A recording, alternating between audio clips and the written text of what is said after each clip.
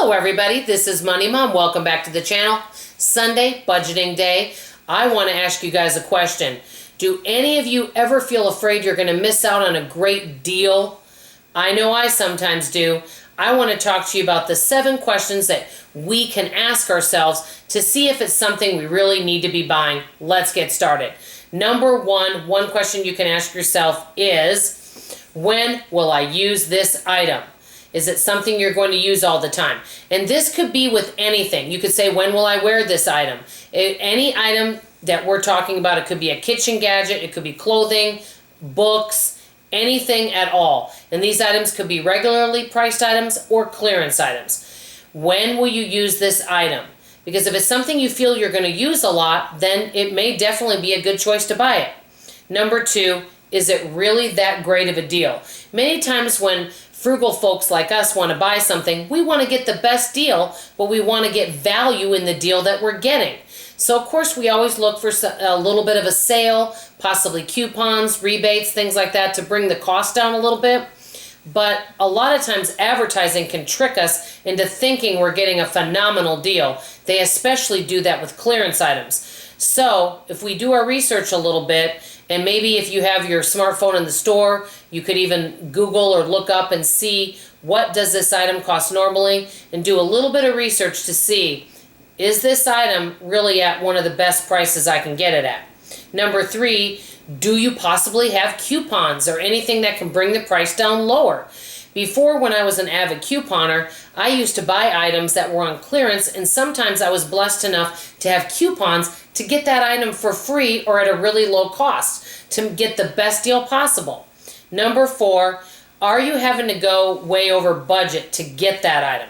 If you have a budget for certain things, and it doesn't matter, like I said, I'm opening this up to anything. Clothing, kitchen, books, Instapot, anything you could imagine that you might think that you would really like to have. Are you going way over budget and not able to meet your financial goals that month? Number 5, do you have space for that item? I know in my home, I know we're getting rid of more and more clutter, but we don't have a large home. We're very blessed with the home we have, so we don't have a lot of space in our kitchen. We have small closets, so I have to be very cautious. For example, and I said Instapot earlier, if I purchase an Instapot, I'm not exaggerating when I tell you this, I actually do not have a space for it in my kitchen. So that's part of the reason that I would not purchase it, because I wouldn't have a home for it, to be totally frank with you.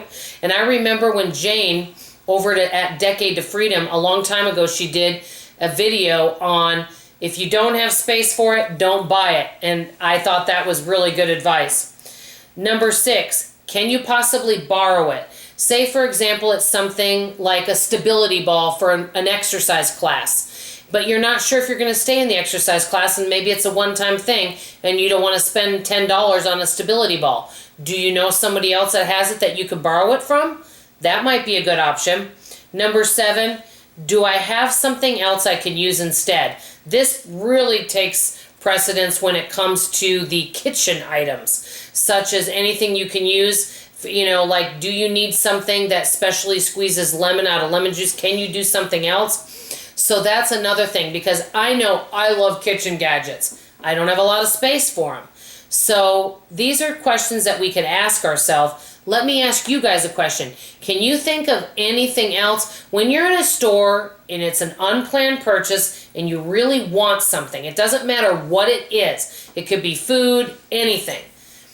What do you guys do if it's something you really, really want? What kind of questions do you ask yourself to help you make that decision whether you should purchase that item?